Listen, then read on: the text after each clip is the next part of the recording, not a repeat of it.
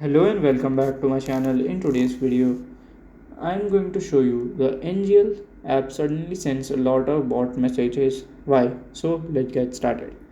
So if you open your NGL and if you see here my account is new, so there is no messages. Okay. So sometimes the bot sends you the message, lots of message uh, because they want to engage in the app. If you see like fake messages, like commonly the fake messages is how are you and how you're doing in your life, like this type of messages they do. So you when you reply them, they will, like, your friend will know that you're using, they then the app will increase their engagement. So this is why they send the fake message from the bot. And if you have any question, you can let me know in my comment section. And if you find this video helpful, make sure you like, subscribe and share the video. Thank you for watching.